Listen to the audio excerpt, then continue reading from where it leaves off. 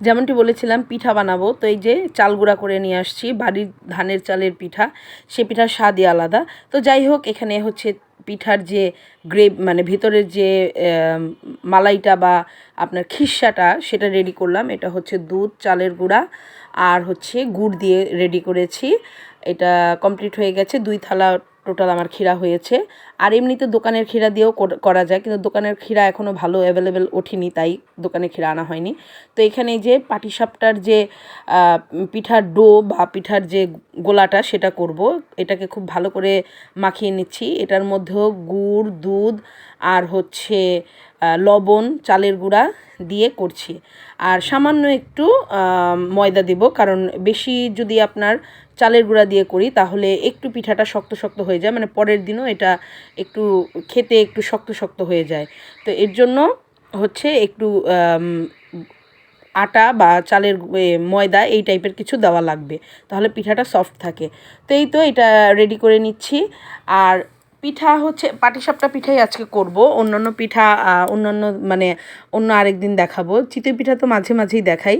আর এইদিকে হচ্ছে এই যে দেখেন আমি একটু ময়দা দিয়ে নিচ্ছি। এটা পরিমাণ মতো, আপনি যতটুকু করবেন সেই পরিমাণ মতো আপনি দিয়ে দিতে পারবেন।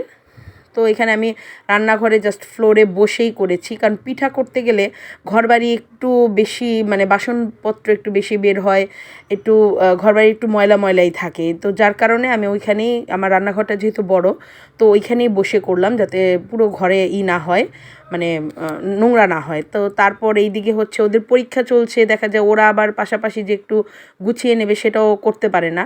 তো এই যে পিঠা হরহামেশা আমার ঘরে করা হয়, কারণ পিঠাটা আমাদের ঘরে সবাই পছন্দ করে।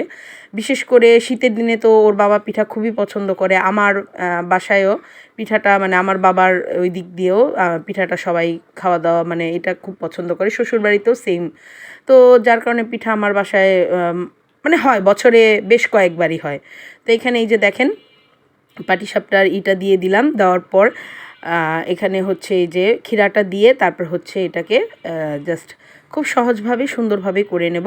তো এইভাবে একে একে সবগুলো পিঠা আমি করে নিয়েছি।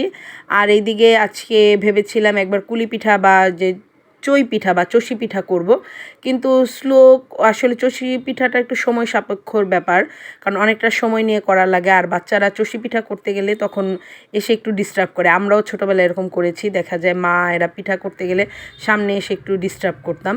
তো এর জন্য চষি পিঠা হচ্ছে আমার শাশুড়ি গ্রাম থেকে যখন আসবো, তো উনি আবার ভালো কাটতে পারে।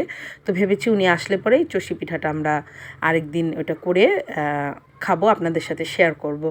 তো এই যে পিঠা আমি আরেকটা বানিয়ে নিলাম। মোটামুটি পিঠা বানাতে পারি, যেহেতু মা, বললামই তো ঘরকন্যার কাজ বিয়ের আগেই মার কাছ থেকে কিছু কিছু পারতাম। আবার শাশুড়ি মাও বেশ পাকা রাঁধুনি, তো তার কাছ থেকেও কিছু কিছু শিখেছি। আবার শেখার কোনো বয়স থাকে না, শেখার ইচ্ছাটাই হচ্ছে সবচেয়ে বড় কথা। ছোটোবেলা থেকেই একটু রান্নার দিকে ঝোঁক ছিল, আর এই দিকে শিখতে মানে শেখার ইচ্ছা ছিল বলেই শিখে নিয়েছি। তো এই যে একে একে পিঠাগুলো সব রেডি করলাম। তো এই যে দেখেন কেমন হয়েছে পিঠাগুলো, অবশ্যই কমেন্টে বলবেন।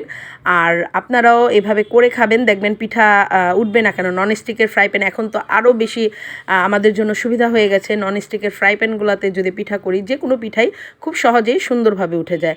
তো এই যে রাতের বেলা আবার 10:30 11টার দিকে ওর বাবা আবার বাজার নিয়ে আসছে, যেহেতু সে একটু ঢাকার বাইরে এই সপ্তাহে যাবে, তো ছুটির দিনটাতে তো বাজার করে, তো এই ছুটির দিনে থাকবে না বলে বাজারটা হচ্ছে রাতেই করে দিয়েছে, এবং রাতেই দেখা গেছে পরিষ্কার পরিচ্ছন্ন করে আবার এই রাতে আমার আবার ফ্রেশ হয়ে তারপর হচ্ছে খাওয়া দাওয়া করে ঘুমাতে হয়েছে। তো আজকের ভিডিওটা এই পর্যন্ত। ভিডিও ভালো লাগলো অবশ্যই লাইক দেবেন, আমার পাশে থাকবেন।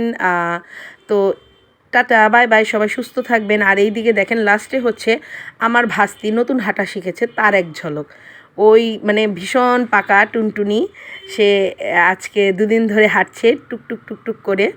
তো এই যে হাঁটবে এখন, ও বুঝতে পেরেছে ক্যামেরা ওকে করা হচ্ছে ভিডিও, ও লজ্জা পাচ্ছে, আবার হেঁটে হেঁটে আমার কাছে আসবে। আসলে ওদের নিয়ে কিচিরমিচির করতে ভালোই লাগে। ভীষণ মানে পাকা বুড়ি হয়েছে একটা।